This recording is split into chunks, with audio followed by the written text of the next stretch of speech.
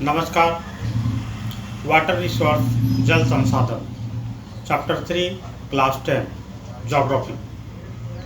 आज हम पढ़ेंगे ज्योग्राफी चैप्टर 3 क्लास 10 जल संसाधन। ये बुक रीडिंग है। मैं बताना चाहूँगा book reading is very important. जब तक आप किताब अच्छी तरह से समझते नहीं हैं आप सारी चीज़ें अच्छी तरह से नहीं समझ पाएंगे, इसलिए बुक रीडिंग बहुत ही इंपॉर्टेंट है। तो सबसे पहले हम बुक रीडिंग को करेंगे, उसके बाद क्वेश्चन आंसर को करेंगे। मेरा विश्वास है कि बुक रीडिंग के साथ अगर आप क्वेश्चन आंसर करते हैं तो आप अच्छी तरह से समझ पाते हैं। मेरा सहयोग हमेशा आपके साथ बना रहेगा और ऐसी बारी बारी से जो भी बनते जाएगा मैं डालते जा रहा हूँ यूट्यूब पर, आप पढ़ते जाएँ। मेरा मानना है कि ये तकनीक आपको अच्छा कारगर करेगी। आइए, बुक रीडिंग इंग्लिश और हिंदी दोनों मीडियम के बच्चों के लिए मैंने तैयार किया है। आप जिस मीडियम से हैं उनके लिए भी बेनिफिट होगा। Hi Pinky, did you see those awesome TV reports on floods in Assam? Pinky, क्या तुमने टीवी पर असम में आई बाढ़ पर दिल दहलाने वाली रिपोर्ट देखी है? My God, what have they have created it, has destroyed and swept away everything in its path. हे भगवान, उसने क्या प्रलय मचाई है, रास्ते में जो कुछ बर्बाद कर दिया और बहा ले गई। Yes, Chintu, I did. Isn't it strange that water can give life and lake life as well? What do you? हाँ चिंटू, मैंने देखा। क्या यह आश्चर्य नहीं है कि जल जीवन दे सकता है और ले भी सकता है। We need water to drink, cook our food, wash our clothes and wash our self as well. हम पानी के बिना क्या कर पाएंगे? मेरे पिताजी मुझे बता रहे थे कि उसके कारखाने में बहुत सारी चीज़ों के लिए काफ़ी जल की आवश्यकता होती है। क्या तुम जानती हो कि मशीनों को ठंडा करने के लिए भी जल की आवश्यकता होती है? My father was telling me that in his factory they need a lot of water for a number of things. Did you know that they even need water for cooling the machine? कारखाना में भी जल विद्युत संयंत्र द्वारा पैदा की गई बिजली से चलता है। In fact the factory runs on the power supply by the hydel power plant. Now I can understand why through the age we humans have choose to live near water course along the river and other water source like spring, lake, ponds and oceans. अब मैं समझ सकती हूँ कि विभिन्न युगों में मानव नदियों और अन्य जल स्रोत जैसे झरनों, झीलों, पोखरों और मरुद्यानों के आसपास क्यों बनाया जाता था। ये एक मैटर है बहुत ही बड़ा, ठीक है ना। राजमणि देवी शिक्षण संस्थान आपके बेहतर जीवन की कामना करती है। आई एम के Mehra. 9990282819 is my mobile number. You can contact me through WhatsApp if you have need any chapter two resolve. अगर आपको किसी भी चैप्टर का फिर से रिसॉल्व चाहिए, उसको सॉल्व चाहिए, सॉल्यूशन चाहिए, you can contact me any subject, किसी भी सब्जेक्ट में। Now you already know that 3/4 of the earth surface is covered with water, but only A small proportion of it account for fresh water that can be put to use. आप पहले से जानते हैं कि पृथ्वी की सतह की 3/4 हिस्सा पानी से ढका हुआ है, लेकिन इसका एक छोटा सा हिस्सा ही ताजे पानी के लिए है जिसे उपयोग में लाया जा सकता है। This fresh water is mainly obtained from surface runoff and groundwater that is continually being renewed and recharged through the hydrological cycle. यह ताज़ा पानी मुख्य रूप से सतह अपवाह और भूजल से प्राप्त होता है, जिसे हाइड्रोलॉजिकल चक्र के माध्यम से लगातार नवीनीकृत और रिचार्ज किया जाता है। All water moves within the hydraulic cycle, ensuring that water is renewable resource. सभी पानी हाइड्रोलॉजिकल चक्र के भीतर चलते हैं, जिससे यह सुनिश्चित होता है कि पानी एक नवीकरणीय संसाधन है। यहाँ दो बातों का पता चलता, नवीकरणीय संसाधन और हाइड्रोलॉजिकल साइकिल। हाइड्रोलॉजिकल साइकिल एक ऐसा साइकिल जिसे पानी को रिसाइकिल होना, पानी फिर से बनना, नष्ट होने के बाद फिर से बनना कैसे करते हैं। नवीकरणीय संसाधन ऐसे संसाधन को कहा जाता है जिसको फिर से रिन्यूएबल किया जा सकता, फिर से नया किया जा सकता है। रिन्यूएबल सोर्स, दैट मीन्स नवीकरण संसाधन।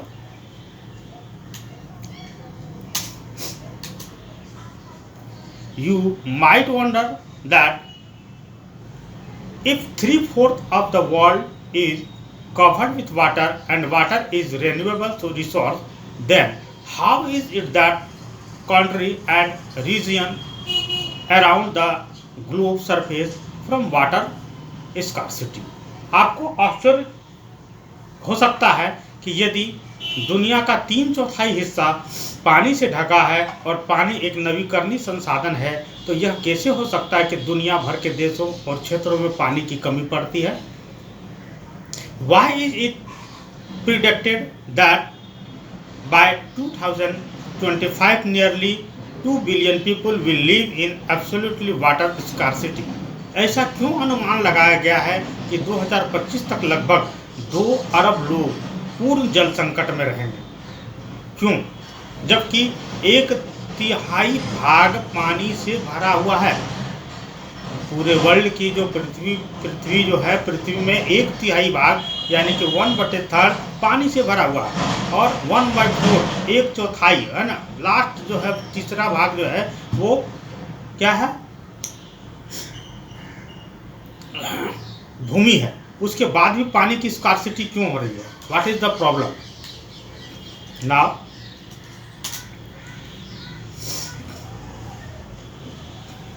Water scarcity and the need for water conservation and management. जल की कमी और जल संसाधन और प्रबंधन की आवश्यकता। Given the abundance and renewability of water, it is difficult to imagine that we may suffer from water scarcity. पानी की प्रचुरता और नवीकरणीयता को देखते हुए यह कल्पना करना मुश्किल है कि हम पानी की कमी से पीड़ित हो सकते हैं। The moment we speak of water shortage, we immediately associate it with region having low rainfall or those that are drought prone. जिस क्षण हम पानी की कमी की बात करते हैं, हम तुरंत इसे कम वर्षा वाले क्षेत्रों या सूखा प्रवण क्षेत्रों से जोड़ देते हैं। यहाँ आप देखेंगे हम कलर चेंज किया हुआ है। एक कलर में एबुडेंस मतलब प्रचुरता, रिन्यूएबलिटी नवीकरणीय, ठीक है ना, ड्रॉप फॉर सूखा प्रवण। तो आप इससे समझ सकते हैं कि वर्ड का मीनिंग क्या होता है। ज़्यादातर इंग्लिश में समझ में नहीं आता वर्ड के मीनिंग के कारण, इसलिए हमने ये करने की कोशिश करा है। नाउ द नेक्स्ट, वी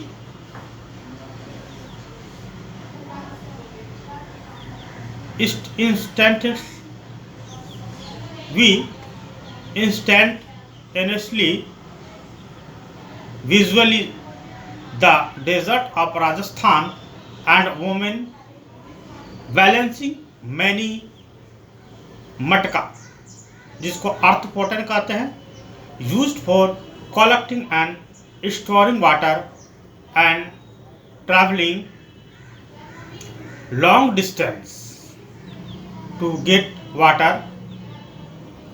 हम तुरंत राजस्थान के रेगिस्तान और पानी को इकट्ठा करने और भंडारण करने और पानी लाने के लिए लंबी दूरी की यात्रा करने के लिए इस्तेमाल किए जाने वाले कई मटकों, मिट्टी के बर्तन को संतुलित करने वाली महिलाओं की कल्पना करते हैं।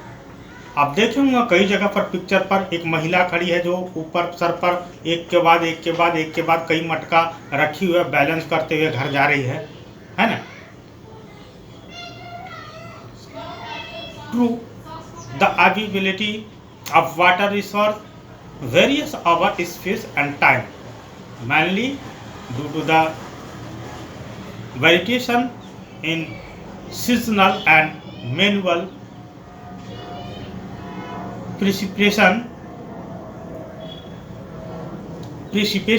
but water scarcity in most cases is caused by over exploration, excessive use and unequal access to water among different social groups.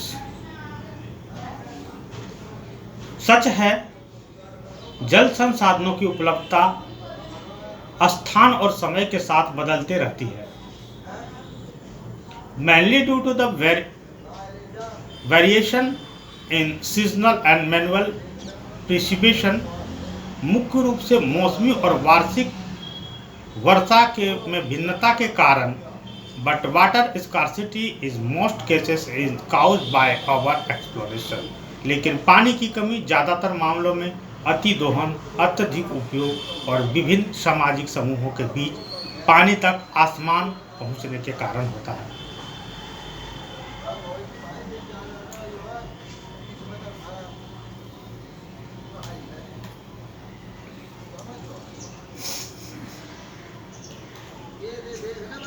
Where is the water scarcity likely to occur? तब पानी की कमी कहाँ होने की संभावना होती है?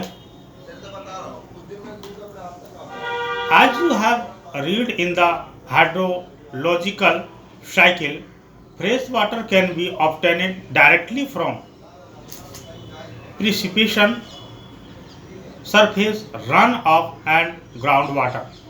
जैसा कि आपने हाइड्रोलॉजिकल चक्र में पढ़ा है, अलवण जल सीधे अवक्षेपण, सतही प्रवाह और भूजल से प्राप्त किया जा सकता है।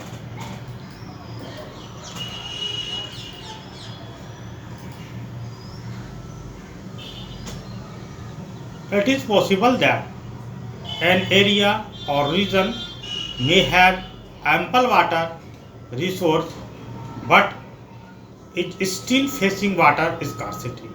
क्या यह संभव है कि किसी क्षेत्र या क्षेत्र में पर्याप्त जल संसाधन हो लेकिन फिर भी पानी की कमी का सामना करना पड़ सकता है? Many of our cities are such example. फलस्वरूप हमारे कई शहर ऐसे उदाहरण हैं। Thus, water scarcity may be an outcome of large and growing population and consequent greater demands of water and unequal access to it. इस प्रकार पानी की कमी बड़ी और बढ़ती आबादी के परिणाम हो सकते हैं और इसके परिणाम स्वरूप पानी की अधिक मांग और उस तक असमान पहुंच हो सकती है। A large population required more water not only for domestic use but also to produce more food. एक बड़ी आबादी को न केवल घरेलू उपयोग के लिए बल्कि अधिक भोजन का उत्पादन करने के लिए भी अधिक पानी की आवश्यकता होती है।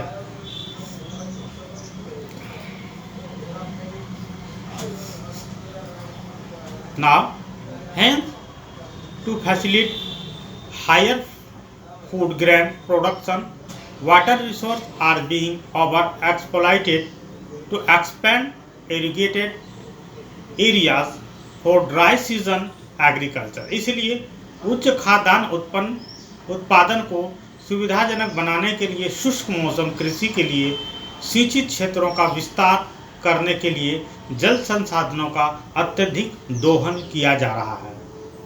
Irrigated agriculture is the largest consumer of water. सिंचित कृषि जल की सबसे बड़ी उपभोक्ता है। Now, it is needed to revolutionize the agriculture through developing drought resistant crop and dry farming techniques. अब जरूरत है कि सूखा प्रतिरोधी फसलों और शुष्क खेती की तकनीकों को विकसित करके कृषि में क्रांति ला दी जाए। लेकिन कैसे ये संभव है? But how can it possible? Now, oven well and tube wells in their farm of irrigation to increase their produce. अपने उपज बढ़ाने के लिए, सिंचाई के लिए अपने खेतों में खुद के कुएं और नलकूप लगाते हैं. But have you ever wondered what this could result in? लेकिन क्या आपने कभी सोचा है इसका परिणाम क्या हो सकता है? That it may lead to falling ground water levels adversely affecting water availability and food scarcity of the people. इससे भूजल स्तर गिर सकता है, पानी की उपलब्धता और लोगों की खाद्य सुरक्षा पर प्रतिकूल प्रभाव पड़ सकता है.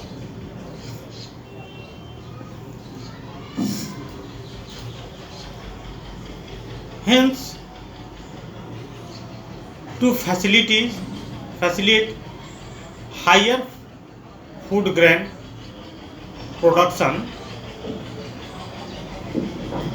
water resources are being over exploited to expand irrigated area for dry season agriculture. Irrigated agriculture is the largest consumer of water. इसलिए उच्च खाद्यान्न उत्पन्न को सुविधाजनक बनाने के लिए शुष्क मौसम कृषि के लिए जा रहा है. सिंचित क्षेत्रों का विस्तार करने के लिए जल संसाधनों का अत्यधिक दोहन किया जा रहा है. Now it is needed to revolutionize the agriculture through developing crop resistant crop and dry farming techniques. अब सिंचित कृषि जल की सबसे बड़ी उपभोक्ता है. जरूरत है कि सूखा प्रतिरोध फसलों और शुष्क खेतों की तकनीकों को विकसित करके कृषि में क्रांति ला दी जाए. You may have seen in many television advertisements that most farmers have their own wells and tube wells in their farm for irrigation to increase their produce. आपने कई टेलीविजन विज्ञापनों में देखा होगा कि अधिकांश किसानों के खेतों में सिंचाई के लिए अपने स्वयं के कुएं और नलकूप होते हैं ताकि वे अपनी उपज बढ़ा सकें.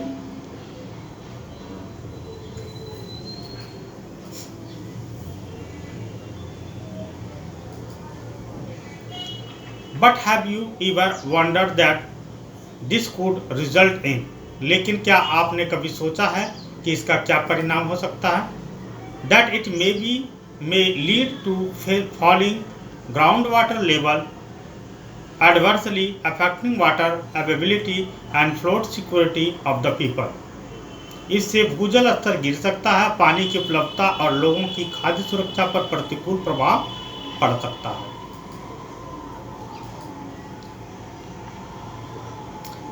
यहाँ देख सकते हैं फिगर में बाढ़ आने के कारण कितने लोगों को दिक्कत झेलनी पड़ रही है. पेयजल की समस्या. Kashmiri earthquake surveyor carries water in the snow in devastated village, है ना. एक अर्थक्वेक से को सर्वे करने वाले व्यक्ति के द्वारा खींचा गया तस्वीर है जो पानी को ले जा रही कश्मीरी महिला, है ना.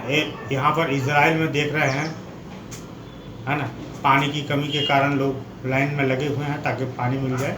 तो ये वाटर स्कार्सिटी है, पानी की दिक्कत है. कहीं पर बाढ़ है तो कहीं पानी की दिक्कत है. क्यों आखिर ऐसा विभिन्नता आती है कि कहीं बाढ़ है और कहीं पीने योग्य पानी भी उपलब्ध नहीं है? आइए हम आगे जानते हैं.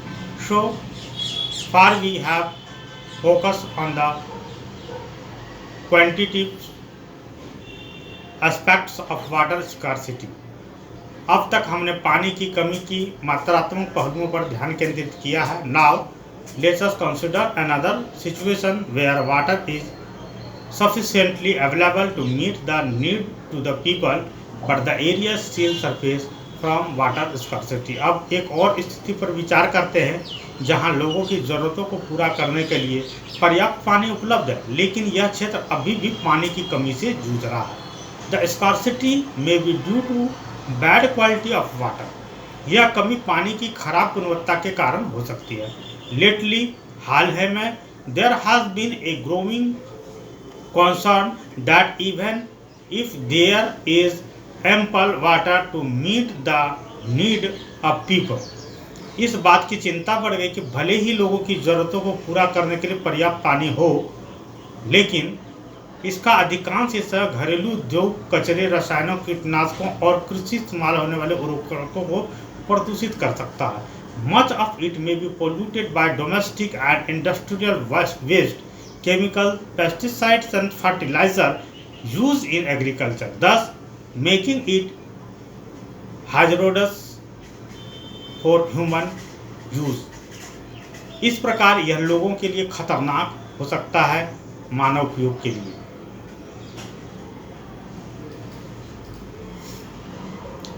Government of India has accorded highest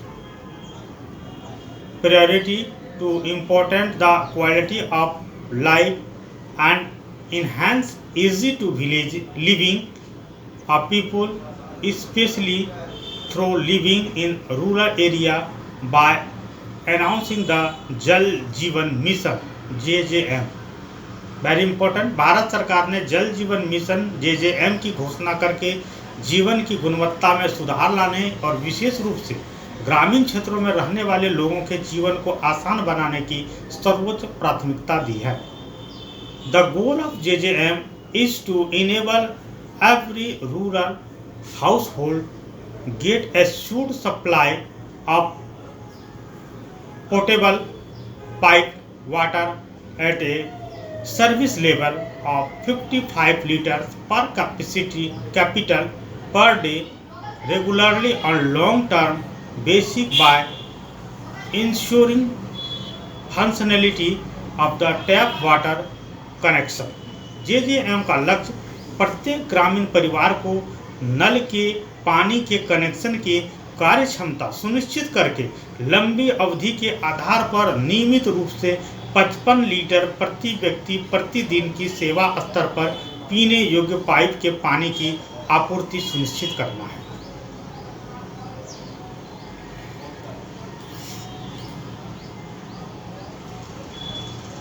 India's rivers, especially the smaller ones,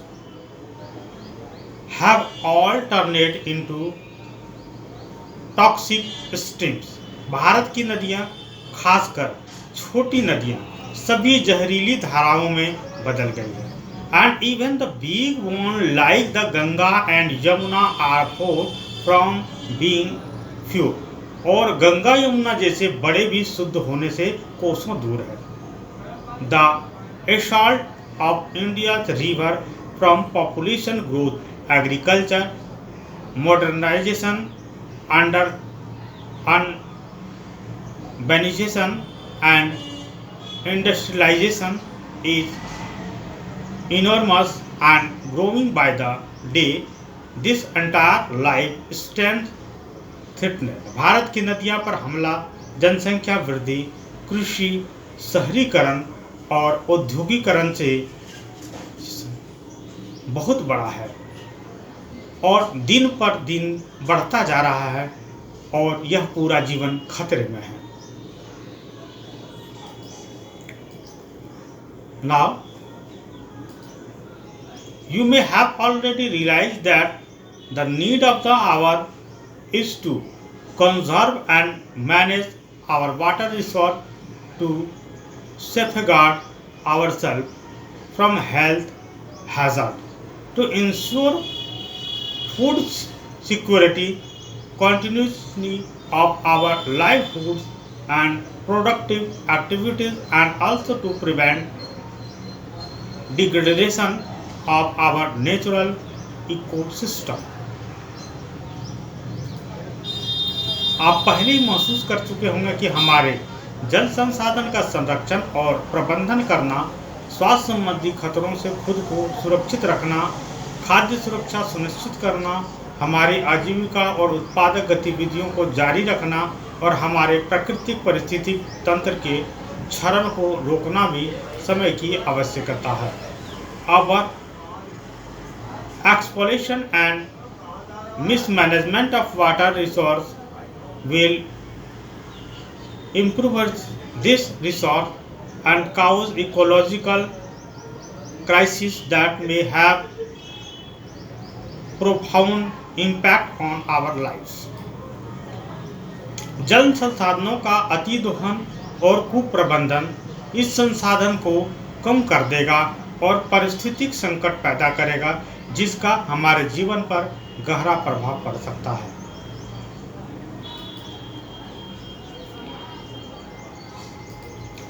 Now, multi-purpose river projects and integrated water resource management, बहुउद्देशीय नदी परियोजनाएं और एकीकृत जल संसाधन प्रबंधन। But how do we conserve and manage water? Archaeological and historical records show that from ancient times we have been constructing sophisticated hydraulic structure like dam built of stone, rubber, reservoirs or lake embankment and canals for irrigation. Not surprisingly, we have continued this tradition in modern India by building dams in most of our river basins. हम जल का संरक्षण और प्रबंधन कैसे करते हैं? पुरातात्विक और ऐतिहासिक अभिलेखों से पता चलता है कि प्राचीन काल से हम सिंचाई के लिए पत्थर के मलबे, जलाशयों या झील, तटबंधों या नहरों से बने बांधों जैसे परिष्कृत हाइड्रोलिक संरचनाओं का निर्माण करते आ रहे हैं। आश्चर्य की बात यह नहीं है कि हमने अपने अधिकांश नदी घाटियों में बांध बनाकर आधुनिक भारत में इस परंपरा को जारी रखा है।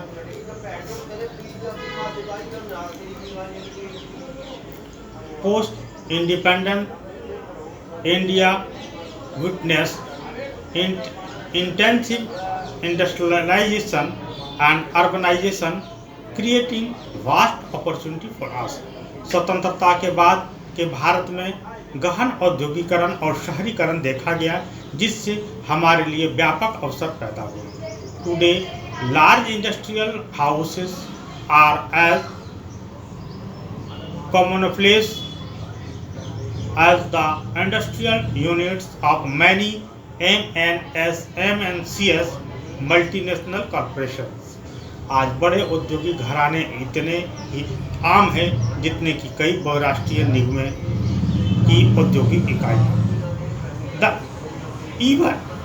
The ever increasing number of industries has made matters worse by exerting pressure on exciting freshwater resource। उद्योगों की लगातार बढ़ती संख्या में मौजूदा मीठे पानी के संसाधनों पर दबाव बढ़ाकर मामले को और भी बदतर बना दिया गया। Industries apart from being have user of water also require power to run them. Much of this energy comes from hydroelectric power। उद्योगों को पानी के भारी उपयोगकर्ता होने के अलावा उन्हें चलाने के लिए भी बिजली की आवश्यकता होती है। इस ऊर्जा का अधिकांश भाग जल विद्युत शक्ति से आता है।